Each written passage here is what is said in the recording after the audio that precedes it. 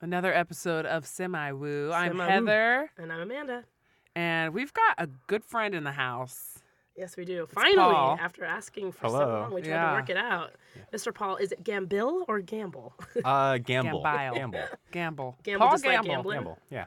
Okay. Just a Paul gambling Gamble. man. And we were asking him how we should introduce himself. Yes. How would you introduce yourself? and To, that was- to a stranger that you just met. Hi, I'm Paul Gamble, and... I'll say I'm an entrepreneur. I've worked in software. That's probably Oh, that's it. pretty good. That's pretty Yeah. concise. I Uh-huh. like that. It's broad, but it gives me an area to go with. Yeah. On a date, how Sets do you you up for some introduce questions. yourself? I always start with that. So what I was telling you, where I don't know how to introduce myself, I'll say that story first, Yeah. and that breaks it, Nice. and then that makes it a lot easier to talk about. So then I'll end up saying the same thing. Do they give you follow-up questions? Yeah, if it's a good If date. they're a sweetie. Yeah. Yeah, guys. We're going to be talking about all kinds of things today. We're going to talk about dating in Seattle. We're going to be talking about cool, very interesting new business that Paul is working on. And just Some mushroom trip Yeah, action. kind Maybe of a our little journey. Bitcoin. I don't know. See little what bit of happens. that. Stay tuned. They're all related. I know. I do want to start with dating, though, because we were just talking about it. And you were in a long-term relationship for a while and have been dating recently. Is that true? Yeah, actually, I was dating during it as right, well that's because true. we were Like any good Seattleite. right. We were polyamorous. So yeah, I've been dating for about 5 years now. Oh, wow. Yeah, and actually, the weird thing I found, I thought for sure when this relationship ended, this is gonna get so much easier. I don't have to Oh, right. explain this. It got a lot harder. Really? Really? Yeah, Why? I don't know what it is exactly. Maybe Girls do, or not girls, but people sometimes tend to like the stability of someone who's in a relationship. You know what I mean? Or I don't know, maybe that, did you find that? Or were you dating people that were in polyamorous, like part of a couple or single or everything? No, and I Anything? wanted to because I thought that would make that easier. It'd be easier Right. for We all get what's going on. yeah, people could relate better that way. But what I found, I think there were a certain type of women who were willing to date me. So that's I kept thinking of this in terms of like a Venn diagram of like women I find attractive, women who are willing to date me given this current situation. It was a very small sliver of Yeah. crossover, and the kinds of women who I was going out with were not relationship material, I guess.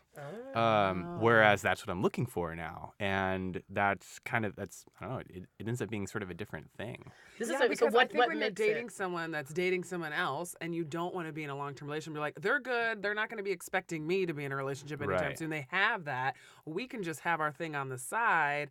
It's casual. And then now that you don't have anyone and you're looking for someone, I think a lot of people start freaking out when you talk about long-term. Even though most people I talk to eventually want something long-term. People do. That I would say What is like is the that, kind of though? thing we all have in common. It feels like in the dating scene, and we've in the past 5 years have lived in Southern California and Seattle and New York, so we've had kind of a cross slice of a lot of different places. And it's the number one thing I've noticed is that everyone's so afraid to have anyone possibly think that they want an actual relationship. Yeah. There's It lose really, their minds. yeah. It's like the first one to even have a little feel or admit it, maybe. Yeah. It like loses. Yeah. I feel like people of our generation are generally afraid of all types of commitments, whether Right. that's in a relationship or in a job, in a career, in their friends, in their hobbies. Yeah. I, That is so true. and I mean, to be sort of fair, like the world completely changed when we were children. So, and has been on that path with since going back to 9/11 and then the credit crisis in 2007 and so on. Yeah. Like we've been trained that way to know to expect that the world is going to be like constantly changing and that you can't really commit because it's not safe. Yeah. But that also, I think, That is makes us true. want a safe haven and some stability and like someone to lean on in these crazy times. And Right. just have one I thing know. be Right, a which is why we need it constant. more than Right, ever. right. Yeah. And I which is know. why I think we want it, but we're not there's ready also to this do fear of true, vulnerability, commit. you know, Yeah.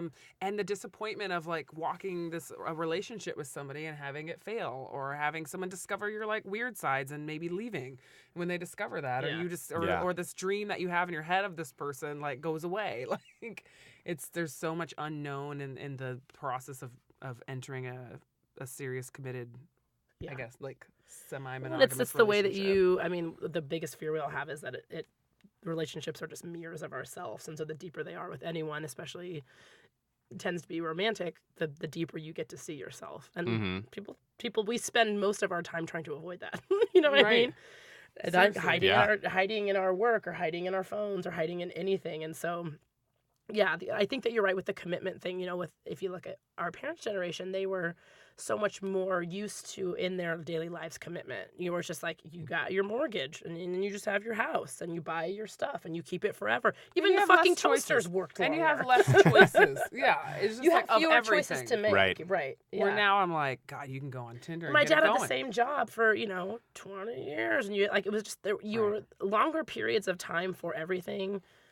Kind of was the norm in Right. general, and now there isn't even No. What are you finding? an What are the ladies expectation. acting like? What's it like over there? yeah what they like out And there. are you looking for like another polyamorous relationship? No, Or... no, All right. I'm done with that. All right. I Going all Midwest on us.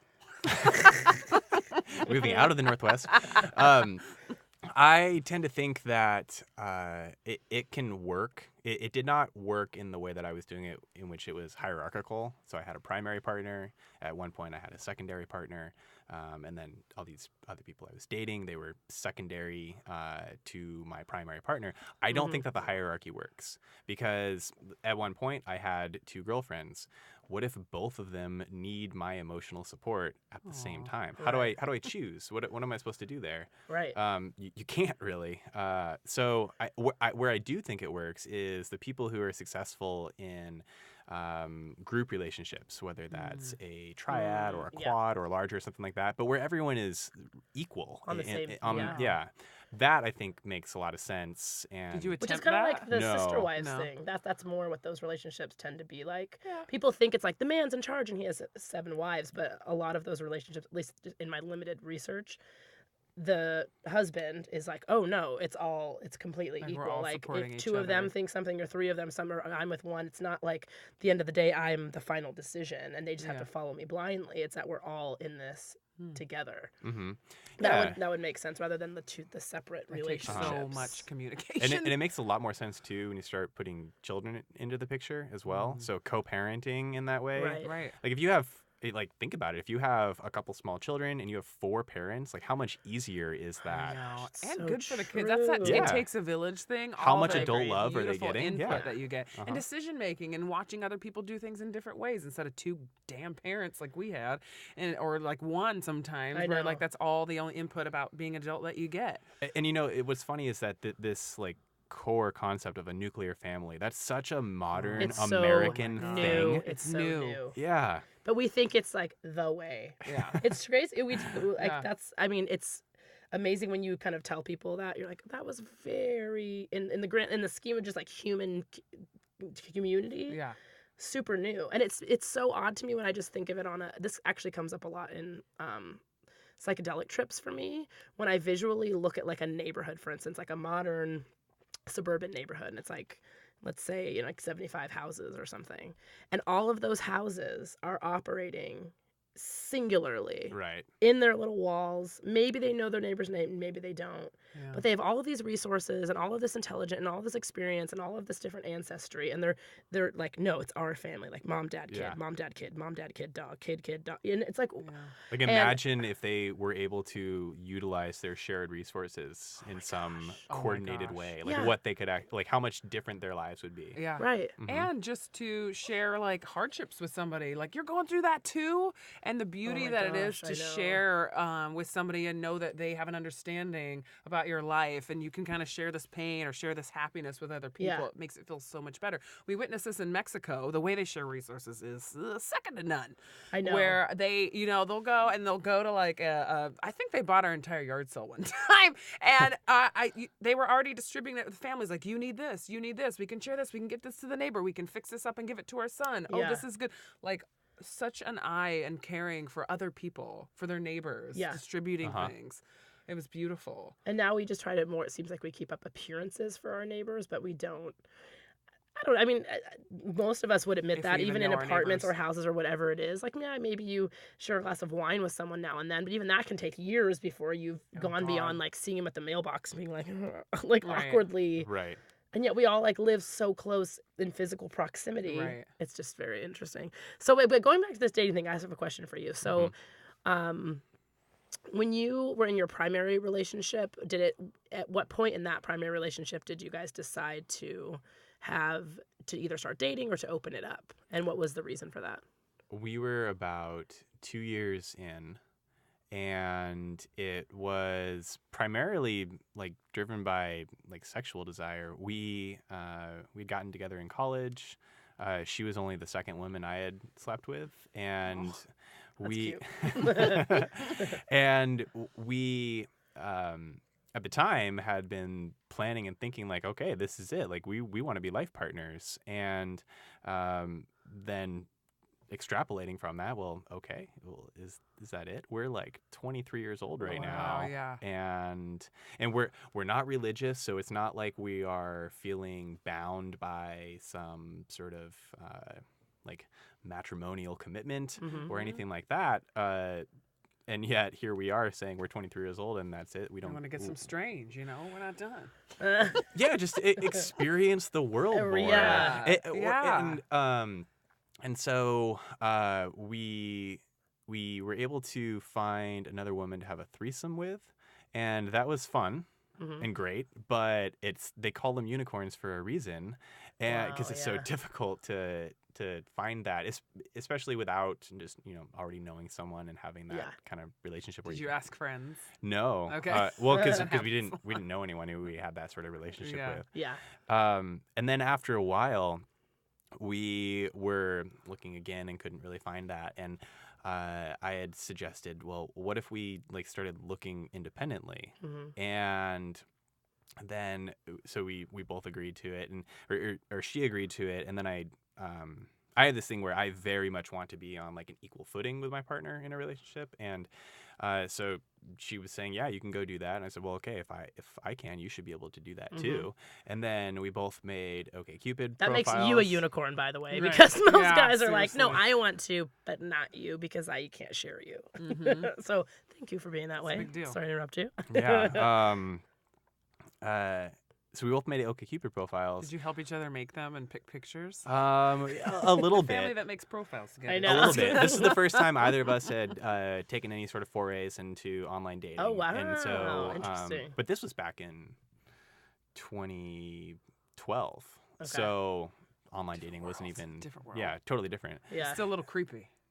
I know. A little bit. It was I don't so- think I don't think even Tinder was really No, a thing at that Tinder's point only yet. about so. 2 or 3 years, I Yeah. think. Yeah. So within a few days, she had. You mean a few hours. Right. Or a few moments. When she created the account, there were already 100 messages waiting. Yeah. Just preloaded. They just send you, they just pretty much, yeah. Yeah, she ended up going on a date with this guy who she ended up being in a relationship with for several years. Wow. Like in the first week. And Did you guys have a lot of couples have agreements like some want to know everything and some don't want to know a thing. this is the problem. We didn't talk about this at all up front. Like it literally started that way. It's like, let's just find other people to have sex with, and then pretty soon we were full on the polyamory train without having ever Oh, wow. discussed Okay. And that's like what our huge. goals and intentions were with it, what things we were comfortable and uncomfortable with. We're both very open, I guess, morally. And so the idea of having any sort of strict ground rules didn't appeal to either of us. Right. So eventually it started causing some conflict. And What was kind of the first conflict, or what? How did that go? It's a tough space to learn as you go with polyamory. I know. Well, I'm trying to remember. She ended up establishing kind of a regular Friday nights. She would go out with the other guy. And I remember the first night that she spent the first time that she spent the night at his place. I barely slept that night. It was just an anxious wreck the whole time. Right. And it was just, dealing and processing with a lot of jealousy. And Did that surprise you, or you yeah. thinking, okay. Because I thought I was intellectually well, I mean, I Right. was intellectually okay with it, but Right. emotionally not Oh, ready I for that. hate yeah. when those Yeah. things are at odds. Yeah. It's a very tough thing to deal with. Mm-hmm. And you're like, no, I believe in this. I believe in this. I swear, I know I do. Right. And your body's like, but Right. I'm angry. Yeah. That's weird. It is very weird, and I had no idea how to process that or deal with that emotion. And eventually, we started going to couples counseling, and we found So someone who young, so enlightened. was Cool. That's awesome. who was very experienced with polyamory. So that was really helpful. Yeah. So we did that for, I don't know, 4 to 6 months. I can't remember exactly how long. Yeah. And you know, they say that if you start out with a normal monogamous relationship, if you start out with a monogamous relationship, I know, right? yeah, and then decide to open it up, many people often think that like opening it up can help solve your problems. It's like the same fallacy when people think, oh, we should have a kid. That's going to solve our marriage. Right. Yeah, like Age-old just do the thing. new thing Yeah. and Right. it will be a new No. world. Let's have a No, new no. problem. We don't think about this problem. Yeah, let's add a ton of responsibility to this. And so really what it does is it exposes problems that were already there that maybe you weren't seeing or weren't really visible. Right. And so, yeah, we had, we definitely had like some codependency issues. So we had to learn how to be individuals again. Certainly had a lot of communication issues about being able to talk through our feelings in ways that we hadn't done before. Because we'd only been together 2 years at that point. It wasn't like that long. Right, And we were still young, too. Right. Yeah. And new to dating. Right. I know. Yeah. Yeah. Uh-huh. It was all new. What was some of your partner's things that came up unexpected for her? She was actually, well, it mostly was dealing with me. Like she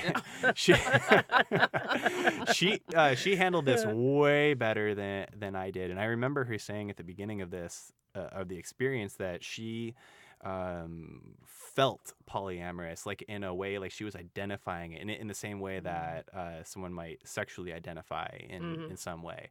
And so for her, there were no real feelings of jealousy in the same way. I mean, it was of course different and hard, and it's hard to say now too, because it's not like I was dating anyone during this. I would joke, or I would make self-deprecating jokes at the time to people talking about it, saying like, well, I mean, if you think about it, like, which one of these people is going to have an easier time finding other people to go out with? So clearly not me. Yeah, I think that would be difficult too, regardless of your gender. Is that if you, I mean, in the myriad ways that it would be difficult to, open up a relationship if you hadn't before, but that if all of a sudden some person is just getting way more attention or, Yeah. and then you're thinking like, oh, okay. And then it would maybe start to make you feel like, well, what if I wasn't with them? Like, like you're saying, would it be Right. easier or harder? Like maybe it's going to just be easier because I'm already with them. And Yeah. for them, yeah. And you want to keep that equal footing, so you're like, okay, I want that to be okay, but where's the person I'm dating, or where's the person I'm dating? I have a friend that they have an open relationship, and she was dating multiple people, and her partner wasn't dating anyone, but really wanted to, and she's like trying to help him find someone, and that added some oddness, and then trying to, you know what I mean? Like you're trying to like pimp out your boyfriend, right? And it was just a lot harder for the guy, and they weren't expecting that, and it brought up a lot of jealousy issues and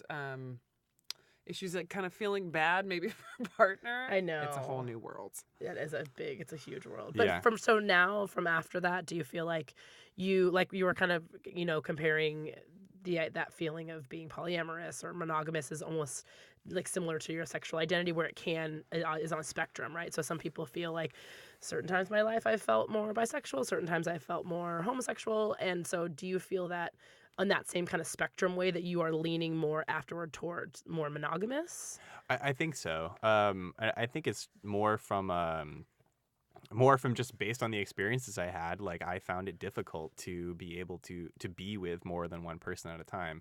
I guess my sort of ideal relationship in the future would be monogamish. I suppose. Yeah, I like that too. Like I want to be in a partnership with one woman and have that be the thing where we're in that together, and whatever it is we're doing, whether it's raising kids, like growing old together and so on.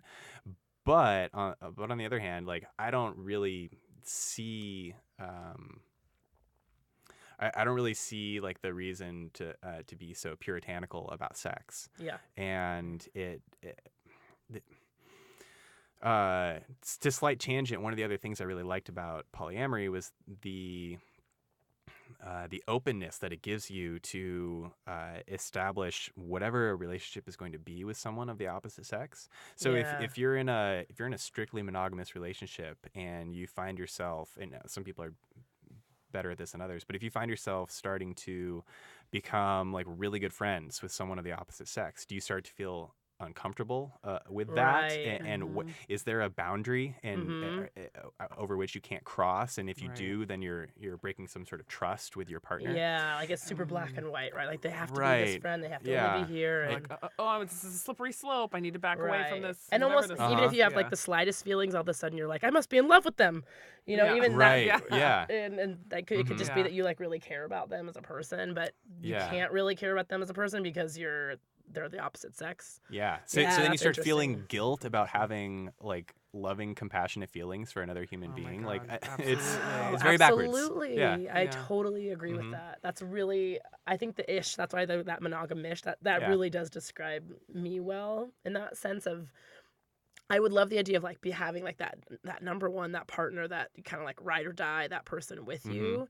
But with the freedom, like for me, yeah, sexuality is this kind of beautiful fluid thing. And I always looked at relationships growing up of people who maybe, let's say they've been together 5 or 7 years and they had this beautiful relationship and someone cheated. Mhm. And there's like, it's over. I lost everything's gone. Throw it out. And I'm like, I feel like in a way, and not to say that cheating is okay in any way, everyone has to decide what that is, whether it's emotional or sexual or anything, friendship, anything, right? You have to decide what cheating means. But to throw out an entire relationship and a partnership and Yeah. maybe a house and a dog and a knowing someone's third grade teacher, you know, because of a sexual adventure just sounds like Yeah. silly. Like you know? if you think of think of the analogy of like a relationship is over time you're building up trust and relation to someone else, right?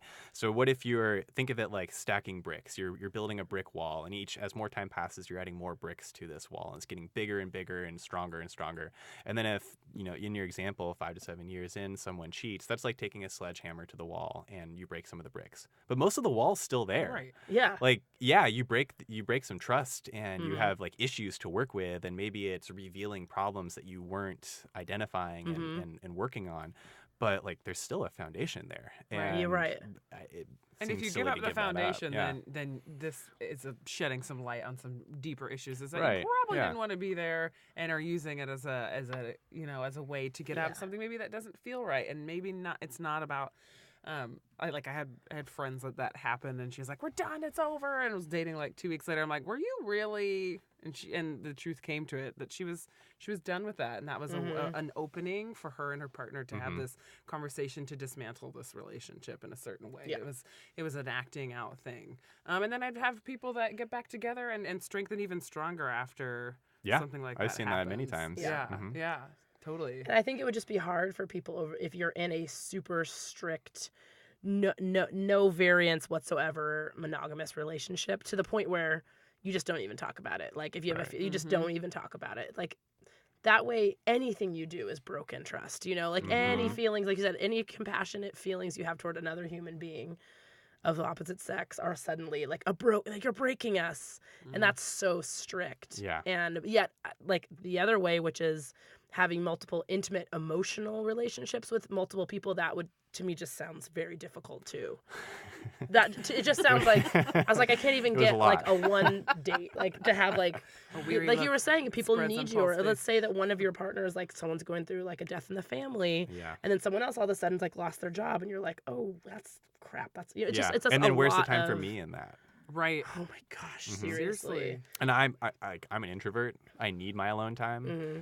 Amen. How do I find that in that space? Yeah. So much dating. Okay, so that relationship has its time, and so now you're back out dating as a single man. Right. So I want to hear some like dating stories. Where are you finding dates? How do you like? Have you been dating a Free to lot? leave your number on the air.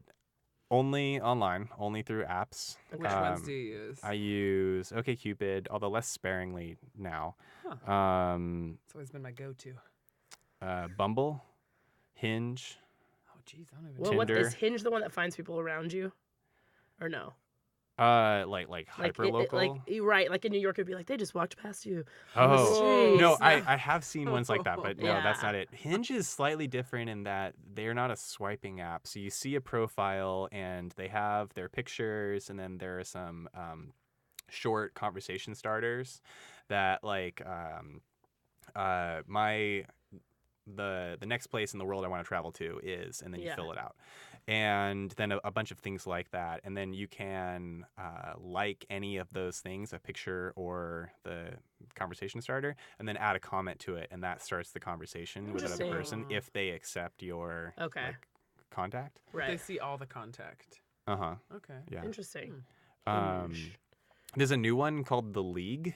Yeah, I've heard of that. Yeah. The exclusivity seems to be the next wave of dating apps. It's like you have to apply and we have to approve you. It's only certain people and we don't allow this people in. And it's right? interesting. Is it kind of like that? Yes, I think that the League especially has gotten, I think, a bad rap in media coverage of how it works, because the stated intention of it, the CEO is like this woman in her 30s who is very career driven entrepreneur, clearly starting this big tech company, and the point of it is for people who want to be on an equal footing in their relationship, like they for men who aren't intimidated by a woman with a strong career, and vice versa. So they restrict it to I think you need at least a college degree, and have be doing something with your life. That's pretty much Crap. it. Well, I'm out, guys. Me out. Actually, I do meet both of those requirements. College degree and podcast done. Sign me up. I'm in the league. I'm a podcaster. Okay. Yes. Anything else? Is it like, if you have like more and more of the check boxes, do you go into different leagues? Like, is that how it works? Or do you self-select your league? No. So the way that they do it is every day you get presented with 5 different profiles who match whatever your filter settings are. Okay. And they let you filter on a lot of different things, whether that's height, age, race, religion. I think that might be it. There might be a few more things.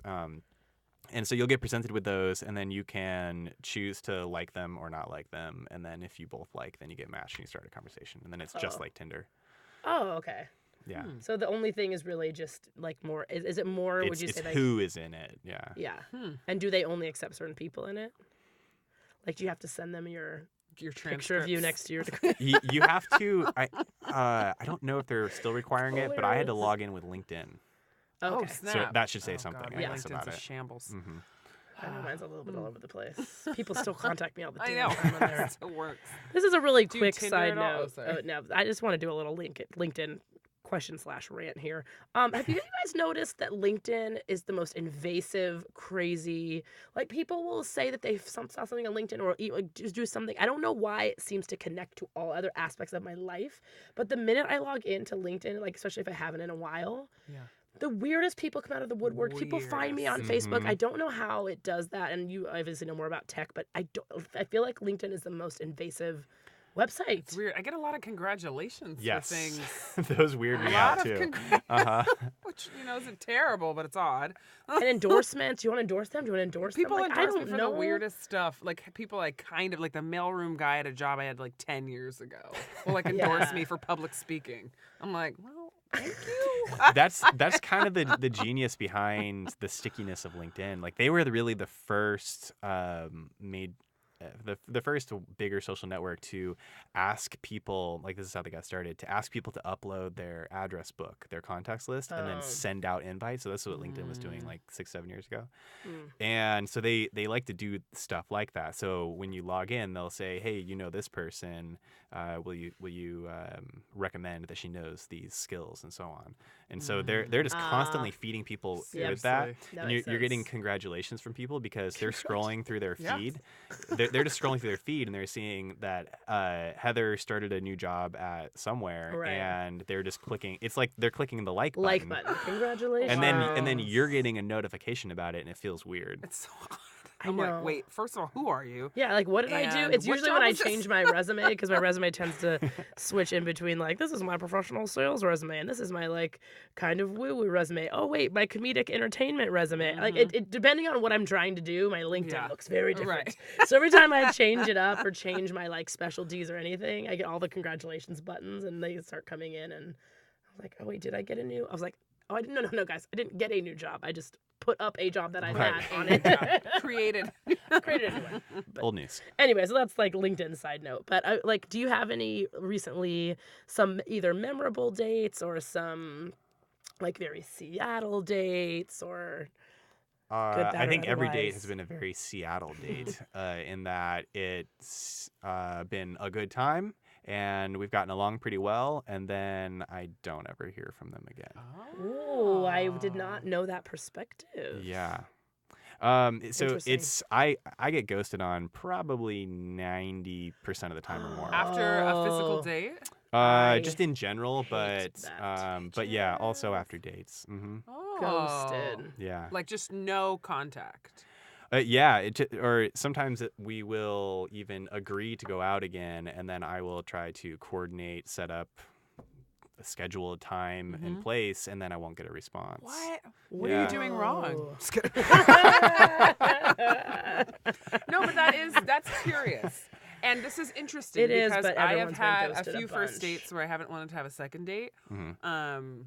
And let them know. And it's hard, like in honest terms, like why. And I've gotten some really heartfelt thank yous. Me too. Yeah. I was like, right. oh, dang. I Like, generally do get a okay. heartfelt thank you. Yeah. Because we both decided I've been ghosted too. to never. I'm never Absolutely. ghosting anyone ever again. I don't Mhm. treat human beings that way, especially someone That you I've share met a and spent moment time with. man. Right. That has to be the rule. Where if we're gonna do a dating summit, that has to be one of them. Like, no more of this. And it's so selfish. Like, we act like it's not.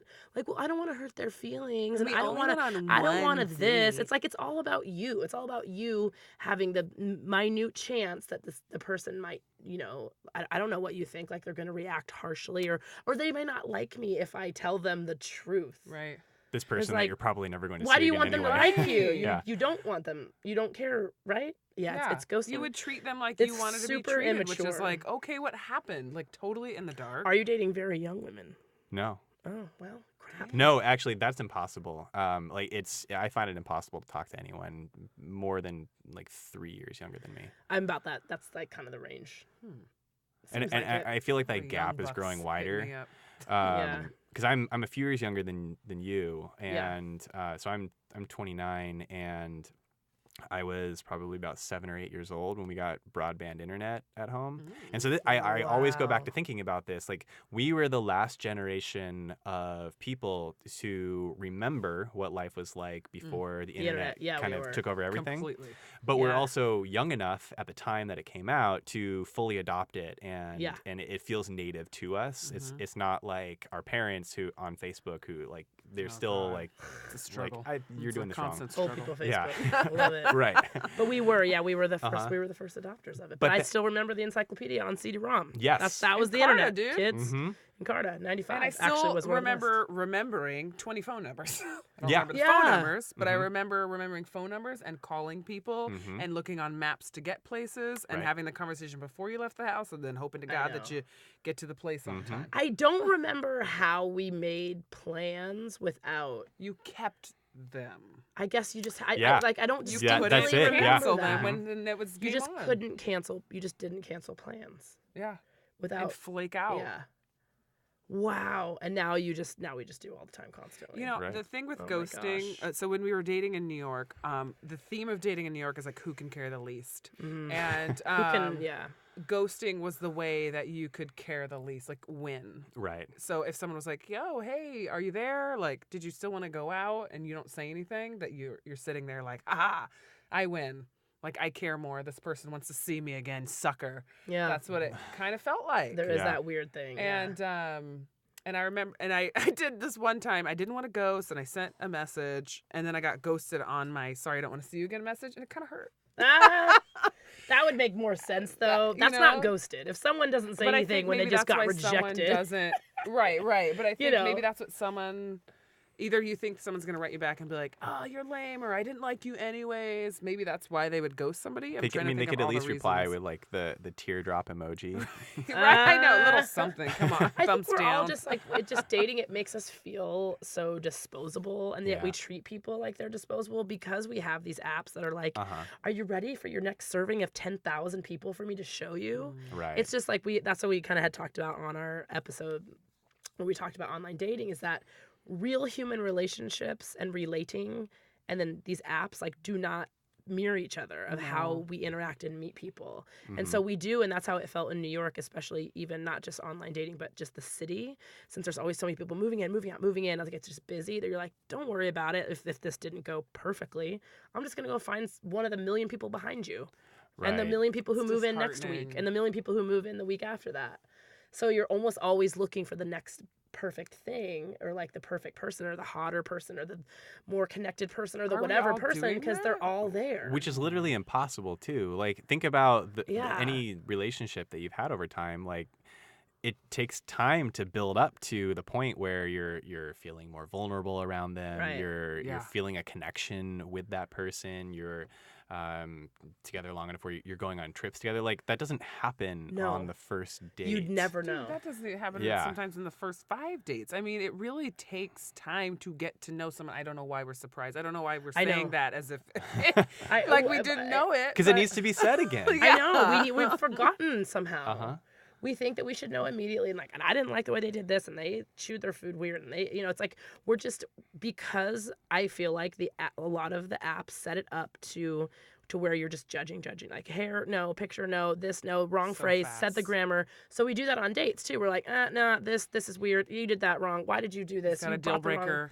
Yeah, you're like, you're just waiting for them to like not check some perfect who knows what thing, and it's like to just settle down and actually just experience this person as a human. We're not used to it, so it does need to be. It does need to be said. And that asking someone for a date, or wanting to get to know them further, or being vulnerable enough to be like, I like you, is some sort of weakness, or they're weird. Right. And I have felt that even like swinging in my head, and I don't feel that way, but I have felt that swinging like, oh, they're saying they like me too soon. So silly. You like me, you don't even know me. You know what I mean? When we had a great date. Yeah. I don't know where these thoughts are coming from. I don't ghost anymore. So any other dating rules that you would tell people? Like, if you, like, from a man's perspective to women? Like, what are the things that if you sat around with a bunch of guys, you're like, oh, women always do this, like in the dating world? Ooh. Other than ghosting 90% of the time, that sucks.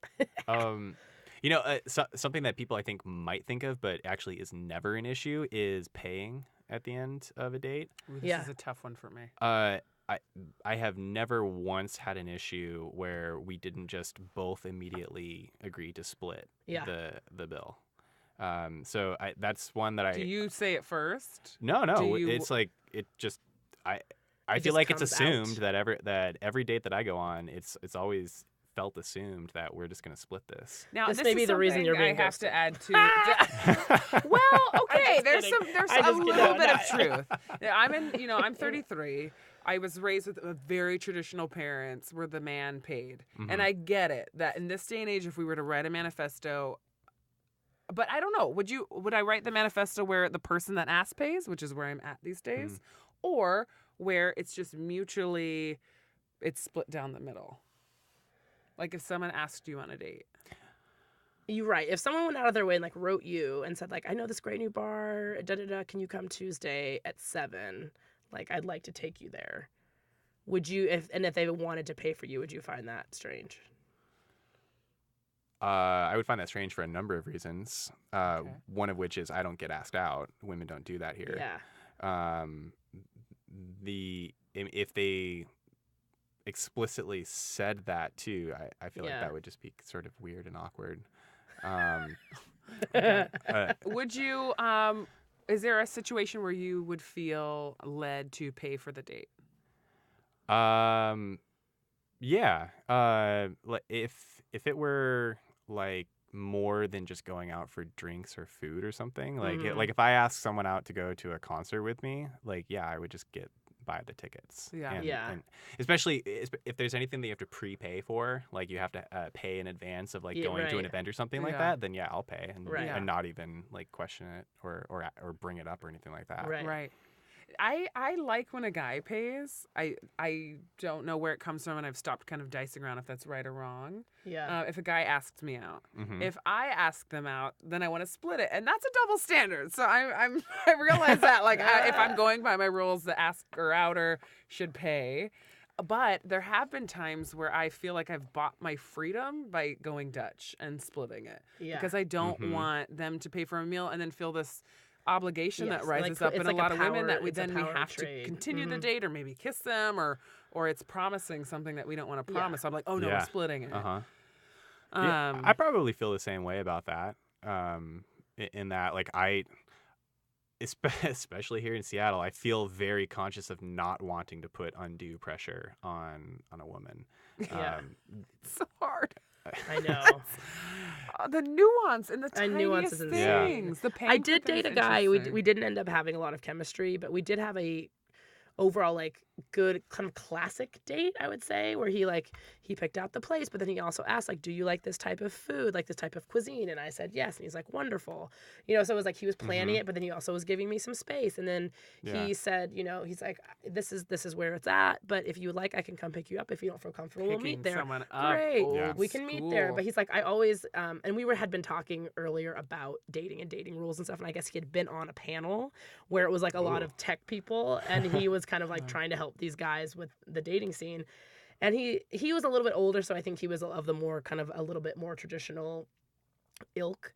And so he's like, I think with, men and women that to just make someone feel comfortable. So to not be like, I'll pick you up at 8. Like, he's like, options, right? So he said for him, he's like, for me, I feel comfortable if I do the asking out and the planning. He's like, I just feel comfortable paying. But he's like, I never will just assume it. And I never will, just grab up the bill or something. But he says, he says, and he did say this on our date, do you mind if I pay for this?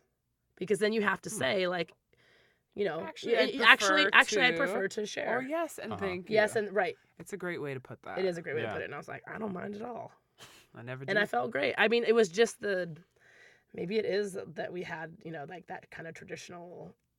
Yeah, but then after that, we went to another bar and I bought him a beer, and like that felt great. That's what I like. That's where I want to get to. Let me treat you and you treat me, and vice versa. Yes. So maybe we ended up spending the same amount. Yeah. But it's more like we do that with friends, right? It's like I got you, like I got your coffee. It's not like you can't afford coffee, but like it just feels good some days to be like, nah.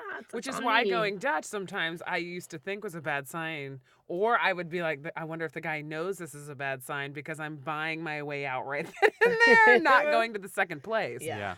As a woman, I always at least go for my wallet or like pull my card out. I don't. If there's a bill, I don't just like sit and go. In Seattle, though, it's Dutch. It's like you're gonna split the bill. That's the way we're gonna do it. I'm totally on board with that, and I get it.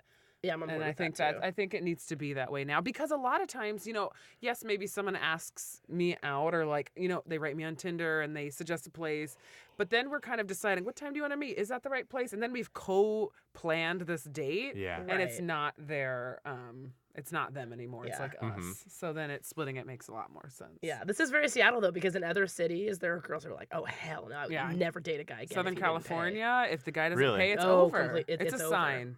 Wow. It means even in California. Yeah, California is not as East Coast. That would make sense to me, but California is. It's funny, like Southern California, I mean, it's such a big state, but Southern California in particular is actually much more conservative than you would imagine. It's very liberal compared to other states. Right. But there are a lot of conservative people. It's still very religious. Culturally and it's still conservative. Culturally conservative, much more religion, much more tradition. You flex your muscle a lot through your wallet. Yeah. And there's a lot of feminine, money, masculine archetypes much more. And so a guy having money is awesome, and a woman being beautiful enough to have a meal bought for her is a big thing. It's very different than up here, for sure. Yeah. I don't know. It's crazy. Well, guys, we're going to take a little break, which means just sit there and you'll start hearing us talk again. And for us, you don't know what we get to do, and you'll never see it. We promise. See you in a minute. Hey, guys. Welcome back to Semi-Woo. We're back. We're here with Paul Gambill. We were talking about dating, and thank you for sharing. It's awesome to hear the men's perspective. Yeah, happy to share. I usually only hear people talking about it from a woman's perspective, and I don't know, it's different. Do guys I talk think. about dating Um, like in a group? Yes, although I don't have that many single guy friends. Right. So, I mean, I talk about it with my guy friends who are in relationships too, but it's not the same. I know, Yeah, never is. that's They true. can't quite get Yeah. it. No. They're just like, why are you complaining, man? You're Yeah. dating a bunch of girls. Yeah, it's like it's not as fun. So we're switching gears. Yeah, switching some Gear gears. up. switching. We want to know about your career and what you're doing, what you're working on. Yeah. We know a little bit, but our audience doesn't know. So tell us about this They company you're starting. So a couple of years ago, I had this small business where I was. It was a curated experience of fun things to do in your high, and I was putting games and art and craft projects and tools, gadgets, snacks, and all sorts of things that would be good for when you're stoned. What was the name of that again? The Happy Crate. The Happy Crate. Awesome. Oh my gosh. That's so cool. Subscription weed box. So Yeah. dope. Literally so dope. So I was doing that, and I had left my software consulting job behind and wanted to do my own thing. I was doing this for a while, and it just wasn't taking off. Culturally, I wanted it to be more highbrow than just a stoner box, Right. and we're still not even there. It's not until weed gets to the point where like people in an office environment are talking about it the same way that they will about like drinking beers on the weekend. Right. We're not there. Yeah. So you can still get a Happy Crate though these days? No, actually. Ah. So what happened was I decided I wasn't going to do this anymore. And I was thinking about it. Like in the end, I was putting shit in a box and sending it to people. Like, how great is that? Well, And- a lot of people have those services. I That's know. Amazon, really. Yeah. You pick what you want in your box. Well, that's why I wouldn't work at Amazon. So, right. I sold it to a couple of guys in Canada Whoa. who wanted to kind of revitalize it and change it up a little bit, and they never did anything with that, unfortunately. Wow. But you So sold it.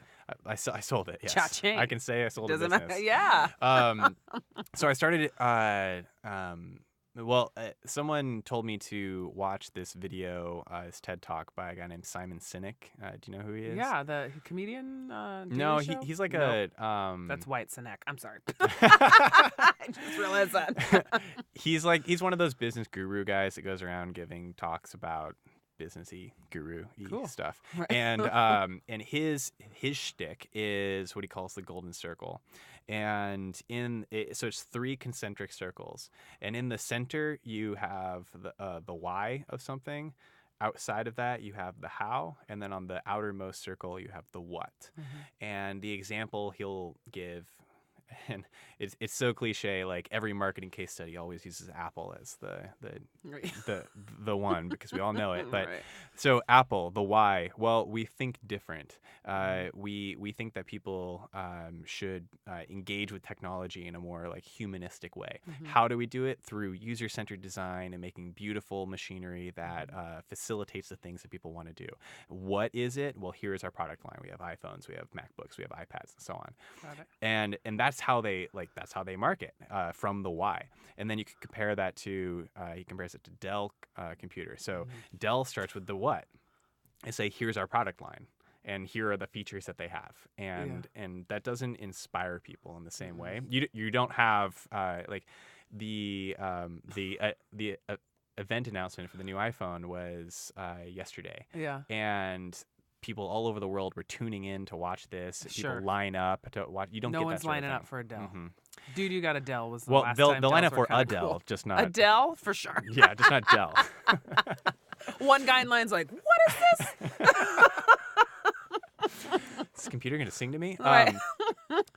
So I watched that and started thinking about, okay, well, what are the things that inspire other people, and what can I work on that's going to be a big, long challenge, because I get bored with things, and I know that it needs to be something that's going to be difficult and will take a while and hopefully make some sort of meaningful difference. Well, the obvious answer to that is climate change. There you go. That'll keep you busy for a lifetime. Yeah, pretty much. So I started thinking about, okay, climate change, that's the thing. Now I have an engineer's background, study engineering. My dad's an engineer, his dad's an engineer. It's in that blood. Yeah, so it's very much my way of thinking is, how do we fix things, not just make it less bad? Yeah. And when we look at like the state of people working on climate change, it's mostly people doing things to make it less bad. So it's Patchwork stuff. yeah, it's reducing emissions. It's slowly switching over to renewable energy, and cleaning up the environment and stuff like that. But everyone's still acknowledging that, well, this is going to get really bad, and it's going to get really warm, and that's going to cause a lot more problems, and a lot of problems that people don't even really like think about. Like we're already seeing societal problems from it. You can make a strong argument that the Syrian civil war is because of climate change. How do you connect those dots? Well, there was like a 7 or 8 year long, really, really bad drought in the mid 2000s in Syria. And so that forced rural farmers into the cities, who then put more stress on the city infrastructure. Absolutely. People started demonstrating and protesting against the way that the government was handling this thing. The government, because Assad is a madman, started violently putting down these protests that inspired rebels to fight back. And then some crazy Al-Qaeda people swooped in and kind of co-opted this rebel movement and created ISIS. And then it just kind of blew up from there. So when weather patterns are changing and crops aren't growing, I don't know if people know this, but there's like all summer long there's been this insanely horrible drought that's going to result in the deaths of millions of people in Eastern Africa. These things are happening now. It's not something that's happening in the future. So how do we solve it? Well, it's kind of simple arithmetic. Like we've emitted a lot of greenhouse gases. We've put them up in the atmosphere. How can we get those back out? Can we just remove that carbon dioxide and put it somewhere and store it so that it's not actually causing warming anymore? So that's can we? Yes, we can. But wait. Yes, there are lots of ways to do it. Ranging from we could store most of what we need to in soil if we changed our farming practices. Would it fuck up the soil? No, actually, it would be amazingly good for it. So I like a good win-win. Yes, and that's really what this is all about. So because our soil's kind of hacked up right now. Our soil is very messed up because of the way that we do this like corporate farming, where you have these gigantic plots of single crops and they grow only that one crop. It's never rotated, and it's just So it's simple. You don't till, you rotate your crops, and you use cover crops. That's it. And you can very, very quickly, like within a decade, restore full carbon levels. So so what happens is you start to get more, as you have more of an ecosystem living in where these crops are, you start to get more bacteria growing inside the soil. And that bacteria is, that's what's pulling the carbon dioxide out of the air. And so it's storing that carbon and more nutrients and minerals in the soil. It's also more water. It holds onto water better. So you're more resistant to droughts. So if you go through a period of time without getting heavy rains, it's not as big of a deal. So it's like better all the way around. The catch is for farmers to switch to that, they would probably see lower yields of their crops for the first 2 to 3 years, and then it'll get better. So it's a short-term investment, and then it gets better. Those are the toughest things to sell to people. Exactly. So these things are, everything with climate change is all about incentives. And what are the incentives that individual people and groups are taking, because that's just what's in front of them. So that's one way. There's all sorts of interesting technology people are doing. You can do what's called direct air capture, where you literally have a bank of fans that's sucking in air from the atmosphere, and then it's running it through an electrolysis process, which then separates the carbon dioxide molecules from the rest of the gas that's in air. And they liquefy it, and then they can sell that as just a commodity product to greenhouses. Use it for growing crops in greenhouses. Unfortunately, one of the main uses of liquid CO2 is for enhanced oil recovery, so that sort of defeats the purpose a little bit. But So it's an expensive technology and getting better. We can store it deep in basalt rock. There was an experiment in Iceland last year that blew away scientists with how much they were able to store. Yeah. But what I'm most interested in is using CO2 as a feedstock chemical to put it and embed it in products. Yeah. So for the Carbon X Prize recently, someone made a tennis shoe out of carbon dioxide. There's a company called Interface. Do they like hold up? I'm just seeing a shoe made of air, and I know it's different. Oh, so really, so they're yeah. Well, Nike Air, right? Right. They There give you more go. hops. Bringing Yeah. it real literal. So it's just using those molecules as an initial chemical, and then they can turn it into things. So you can turn it into a plastic, basically. Wow. And you could put it into building materials. So you can grow hemp and then put that in concrete. Yeah. So you're growing the hemp. The plants breathe carbon dioxide, Yep. and so it's just in the plant, and then you use that as aggregate in the concrete. Yeah. Whoa. There's a company that makes a carbon negative carpet. So there are all sorts of different things like this, and things are happening at more and more. Are there any products on the market right now that are made of this?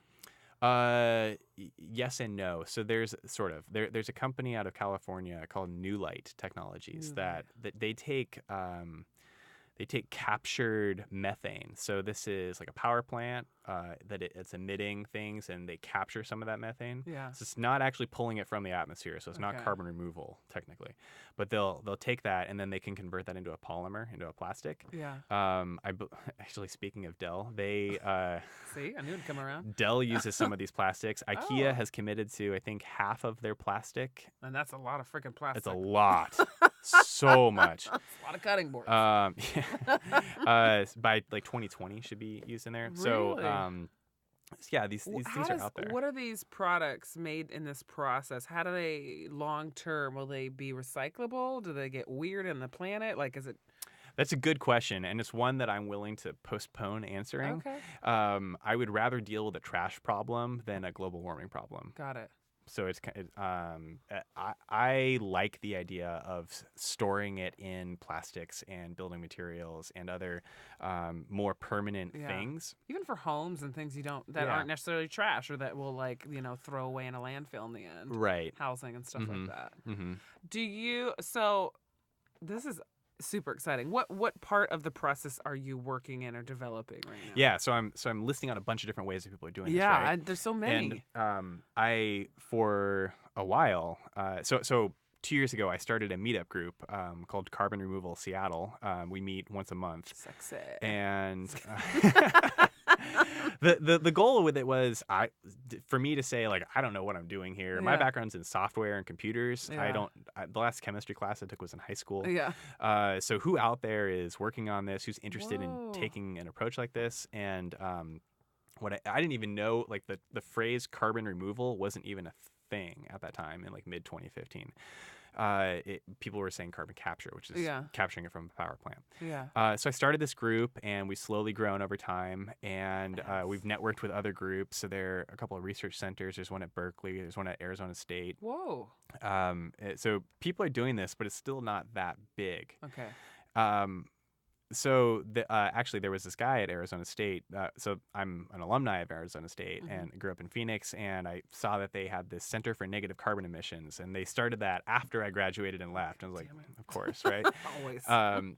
So I reached out to them over Twitter and said, hey, I'm an alum. What are you guys doing? And this guy, Christoph, replied to me and said, can you get on a Skype call right now? Whoa. And I said, sure. And so we started talking and kind of shared information, and we just kept in touch. And then he hosted a conference at ASU last year about it. I went to that and got to meet him in person. That's such ease and flow from setting up a meetup with lingo that really didn't even exist to then. Yeah, this community that wasn't a community to recognizing that like we're trying to build a global community. And so Christoph and I, for a while, tried to build a global community, like an online focused thing. And it didn't really take off, but we met a lot of good people. And a few months ago, he called me just to wish me a happy birthday. Oh. And we were catching up, and he mentioned that he was interested in blockchains. Okay. as well as this climate change stuff. And I said, oh, okay, well, now you said the Okay. magic words, because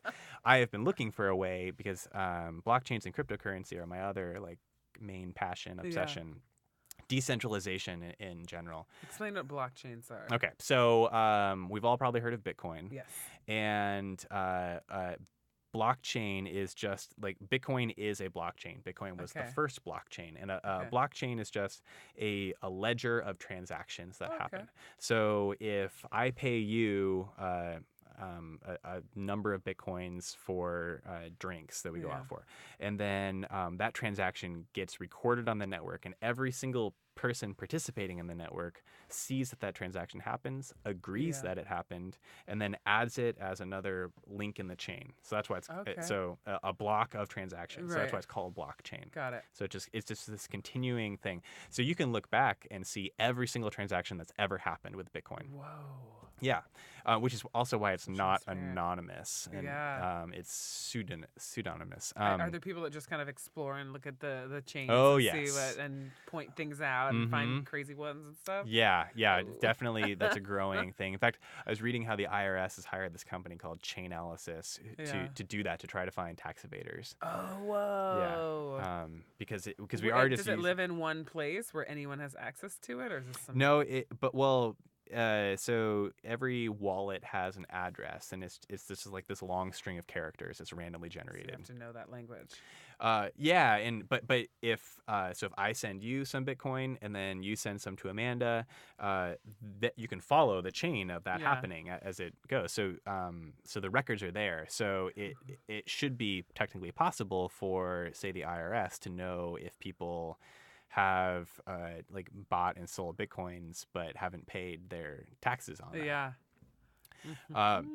Sort of. So that's a blockchain, and there are thousands of other blockchains, thousands of other cryptocurrencies, and 2017 has really been the year of cryptocurrencies because they've exploded in value.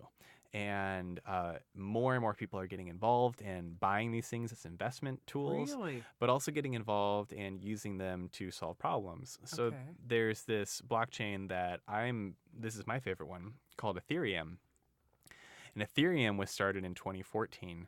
And the idea behind it is, instead of recording just like a debit and a credit between people, each transaction is actually an execution of a computer program.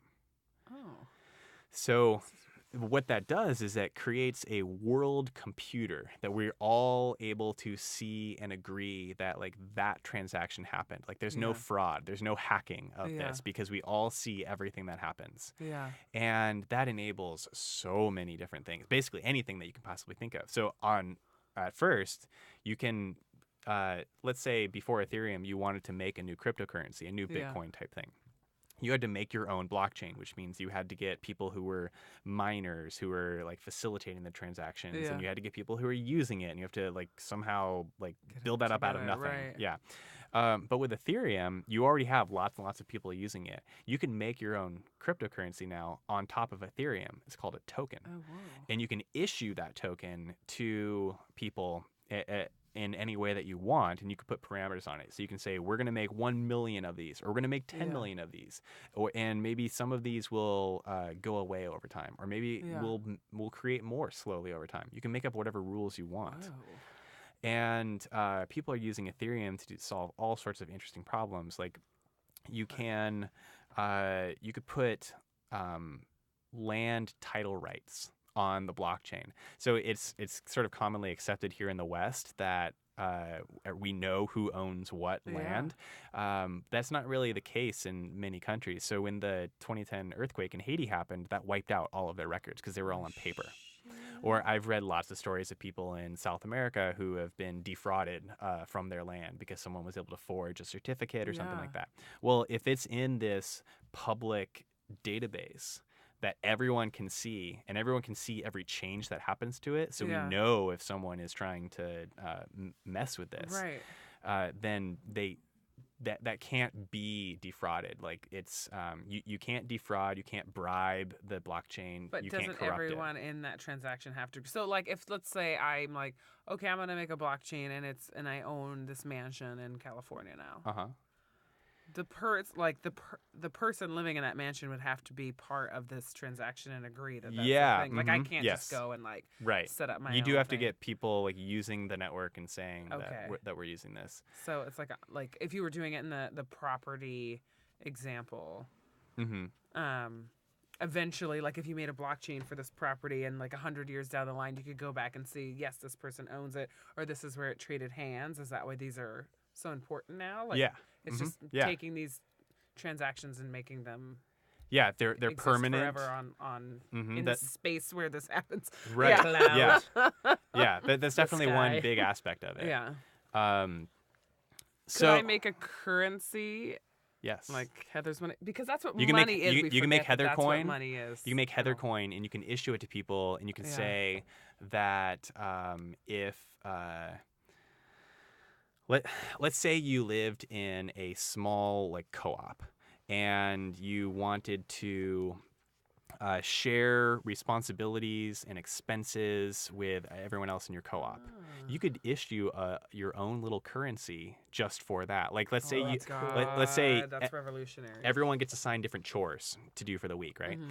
And maybe one week you're going to be like traveling some of it, so you're super busy and won't be able to do all of your chores. Maybe you can give some of your co-op coins to Amanda, and Oh, Amanda's that's willing to do those, awesome. and then she can use those to trade for other things. Yeah.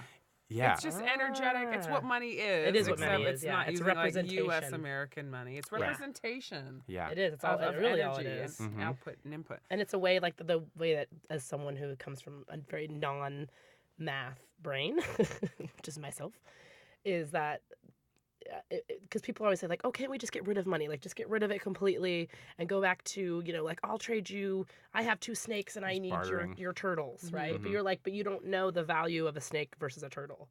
There has to be some sort of thing that is like the same value. It Not can't only just- that, but you don't get the specialization that comes. Like there's no pencil on this table, Yeah. but like think about all of the different components and materials that go into building a pencil. Yeah. Like none of us have all of those things at the same Right. time. It's a global supply chain that brings those things together. So we have to use money as an abstraction in order to facilitate the trades of these things. yeah. Right. Yeah.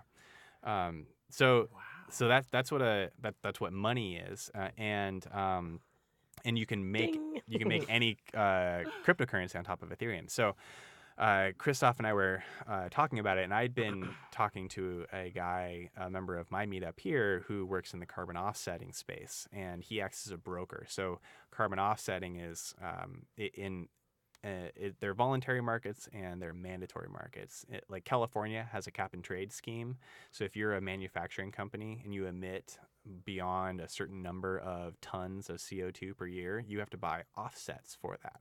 And an offset should be like as simple as like planting trees. Mm-hmm. Yeah. But in practice, what ends up happening is that there are a lot of other activities that get counted as offsets. I'm doing air quotes here. Yeah. That aren't actually offsetting. So if say instead of building a coal power plant, you decide to build a natural gas power plant, you can say, well, we're not going to emit as much as we were going to, so we're going to count that difference as an Oh, offset. please. Right. Isn't that fake? Yeah. Lame. Whoa. Like, It we were should going to be be within real your shitty. own Now we're just lane. being medium Yeah, it's shitty. in your own We lane. win. Pay me for that. Pay Right. me Right. for Pay not me. doing my original For not dastardly being as shitty plans. as this shitty thing is. That's crazy. It is. And I'm not a fan of that, and that's actually, Yeah. and that's not removing anything from the atmosphere. Yeah. Like I was saying earlier, everything is focused on reducing emissions, but we have to remove about 750 billion tons of CO2 from the atmosphere right now, and Sounds like a lot. it is a lot. It sounds like We emit about 35 to 40 billion tons every year, like globally as Whoa. human race. People talk about the 2-degree mark. That's what the UN talks about, of like Yeah. not raising more than 2 degrees Celsius. I think that's kind of a misnomer. It's a silly way of thinking about it. Like trying to find a global average temperature Yeah, is like that's. it's like a global average phone number. What does that mean? Yeah, what does that mean? But what is more easily measurable is how much CO2 is in the atmosphere. Okay. And so we measure that on a scale of parts per million. Before the Industrial Revolution, it was under 300, so it's between 280 to 300. And we can measure this in ice cores so that we know. Okay. Today, it's at 410 parts per million. The shit starts really hitting the fan probably around 450. Whoa. If we continue at the pace that we're going of emitting right now without drawing down our emissions and completely switching over to renewables and so on, we'll hit 600 by the end of this century, or maybe even higher. And the problem is, as things get warmer, we get more ice melting at the poles. Yeah. And in the north, you have Siberia and northern Canada in the Arctic Circle that are there's a lot of ice over. It's permafrost, so it's yeah. ice covering like dead or grass. So there's organic matter trapped underneath that ice. As that ice melts and evaporates as water and enters the water cycle, you start getting this organic matter exposed to the air, and it decomposes. As it decomposes, it emits methane. Methane is 25 times worse than carbon dioxide when it comes to like its warming potential. Yeah. But it doesn't last quite as long as CO2. So that's one difference there. But as it gets warmer, more of this will get exposed, which will then emit Just more, speed up the which whole yes, thing. it accelerates the process. So we right. have to turn this around before that starts happening at a severe level. It's happening already, but Yeah. it's not. And we can, if we start today now, Yes. can we stop the permafrost from melting and releasing that methane gas? Maybe. Wow. So one other thing is that there's a real lagging effect. As molecules of CO2 are in the atmosphere, they hang out there for about 100 years before they decompose into their substituent atoms and kind of fall apart. If we were to turn off all emissions tomorrow, we'd still rise over 450 parts per million because of this lagging effect. Like Right. we've already, we've already it's done already it. out there. So we absolutely have to pull it out of the atmosphere. Yeah. And here's There's no correcting our behavior at this. right. No. Yeah. It's way too late. And the other thing is, as we do that, more of it is going to off gas from the oceans as well, because the oceans are oversaturated with carbon dioxide. Wow. So the oceans are acidifying, and so we hear about like the Great Barrier Reef dying off and stuff. That's happening because of warming, but it's also happening because of the acidification.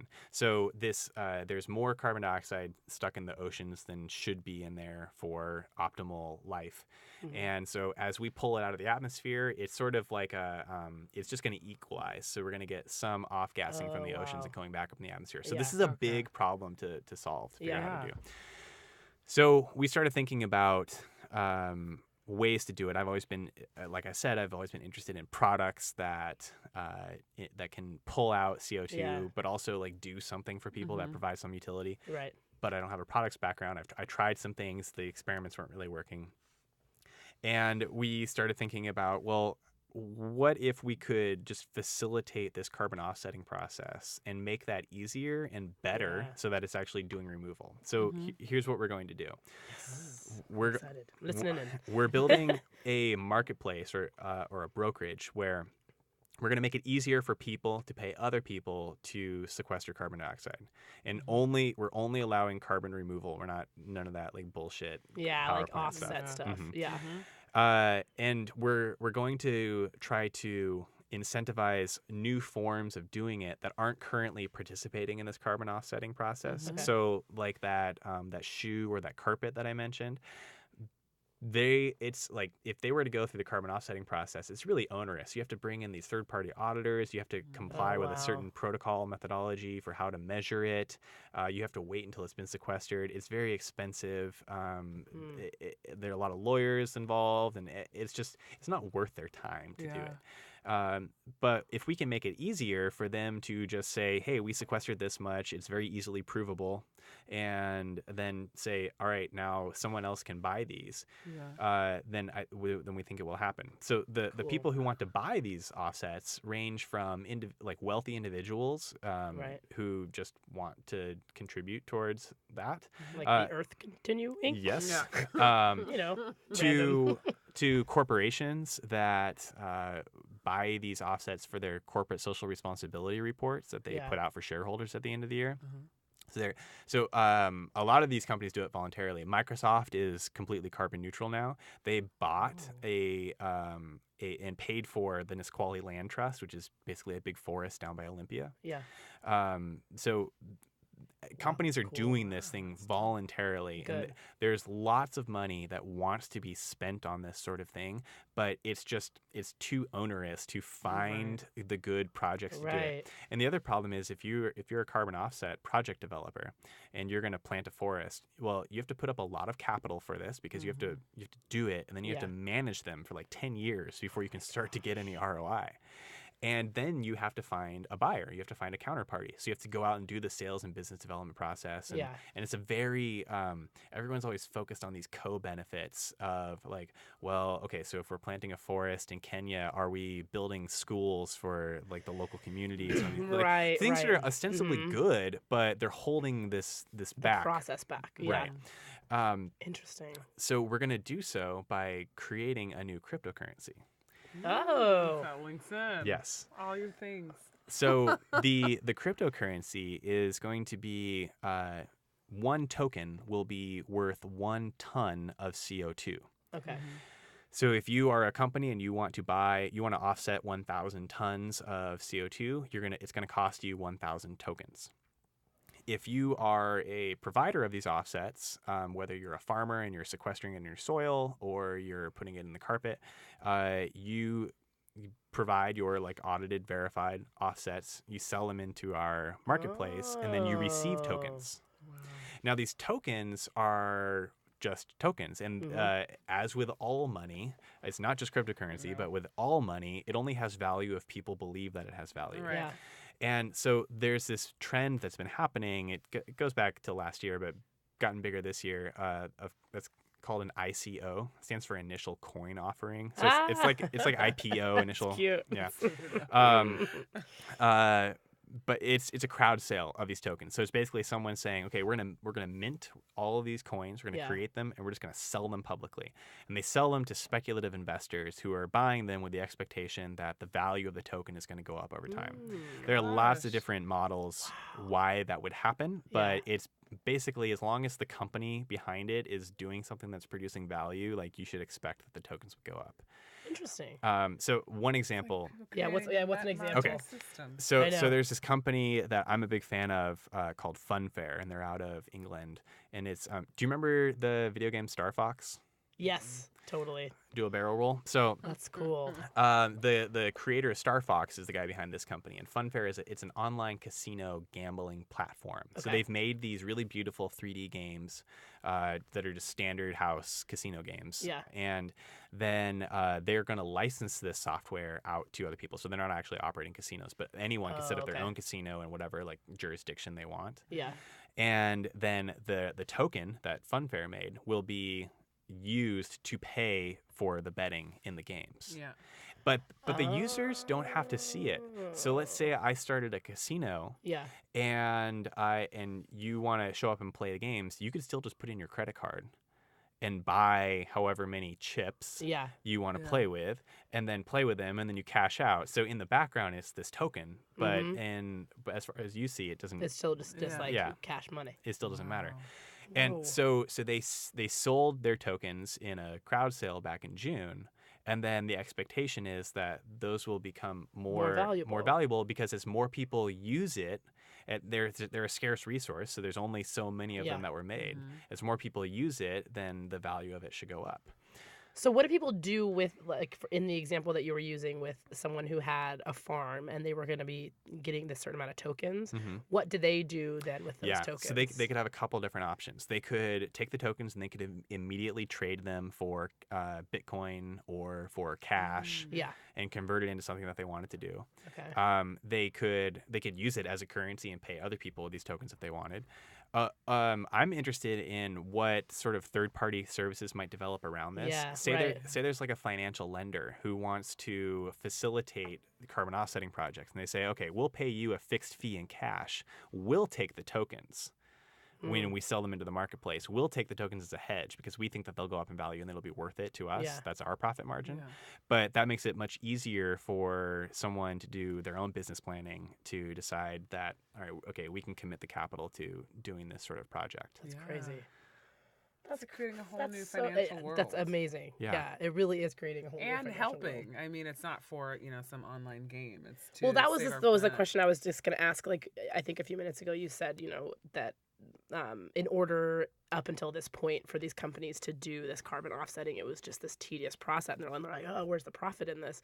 Was the question that I had about that is, do you think, and obviously you do, I already know the answer to this, but that just humanity impossible, like in this profit-driven world that we live in, where like that is the bottom line in this kind of purely capitalistic way, that we have even like the philosophical ability to care as like companies about the planet, Yeah. if it doesn't have some sort of a Yeah. bottom line. I think so. Like, how do we? I think enforce that? I think that this, I mean, the model that I just described is everyone is greedy, right? There is, I don't believe that there is such a thing as altruism.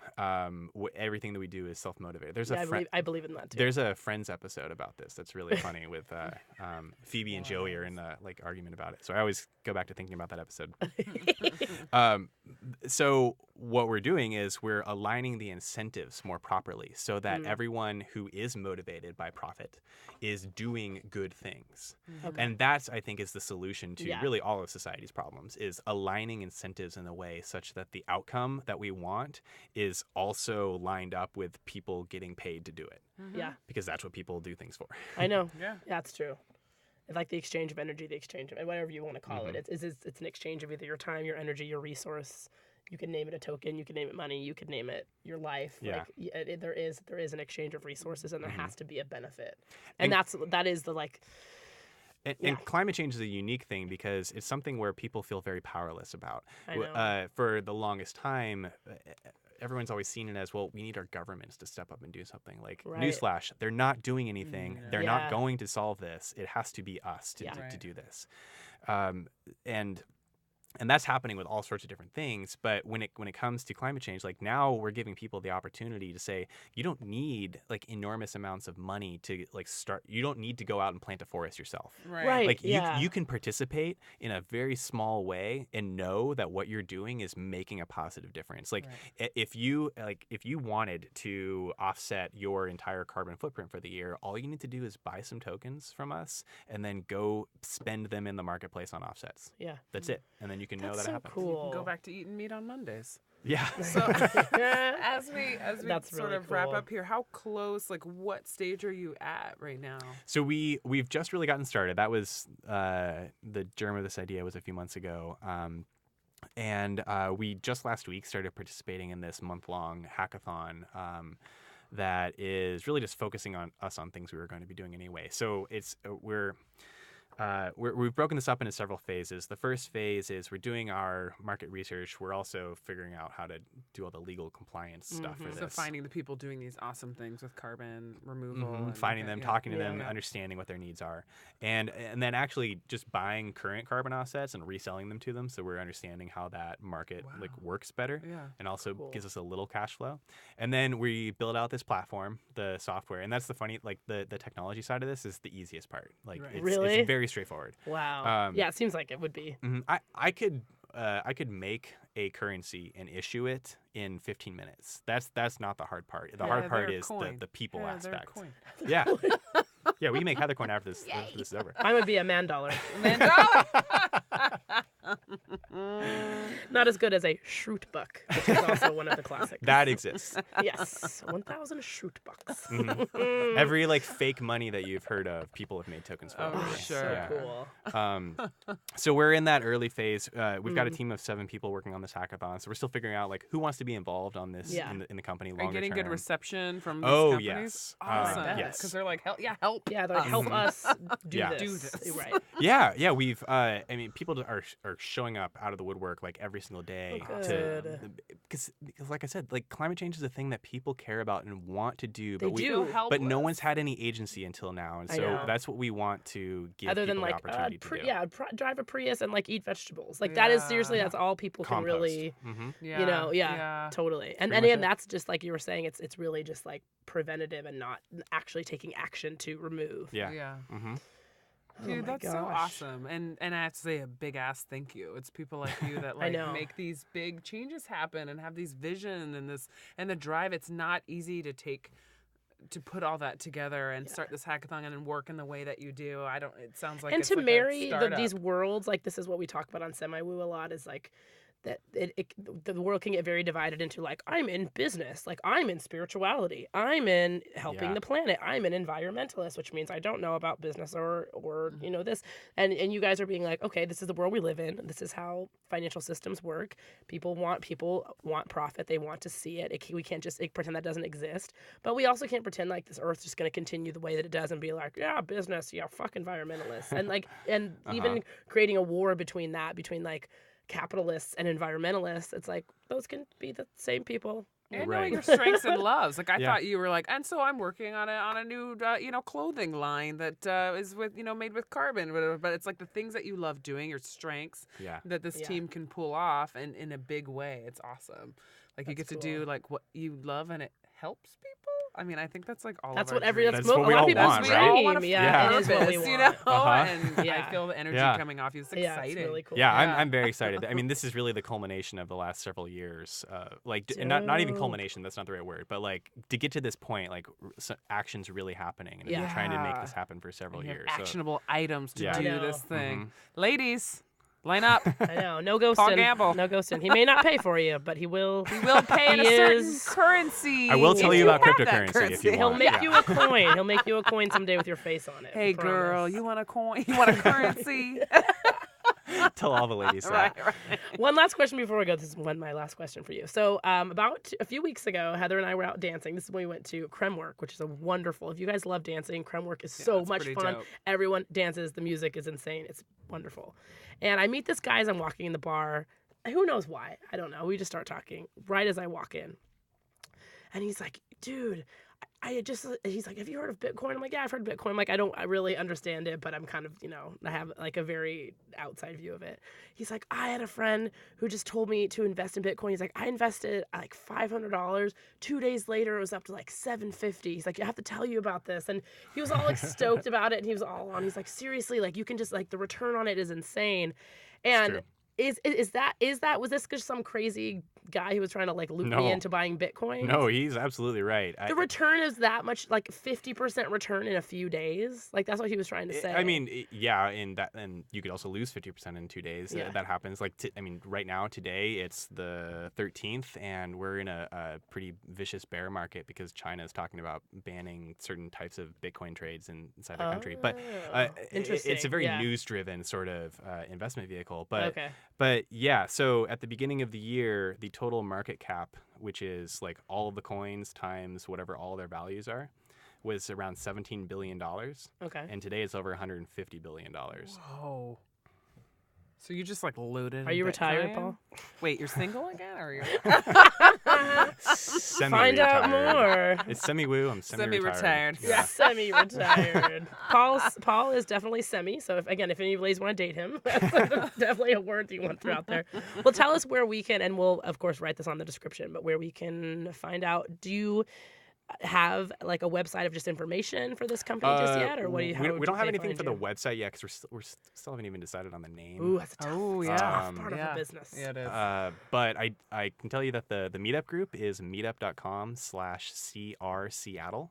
CR Seattle. Yeah, I'm guessing carbon that's- removal Seattle. yes. Okay, got it. And that's where you can find out when and where we have our next meetup. The next one is a week from today.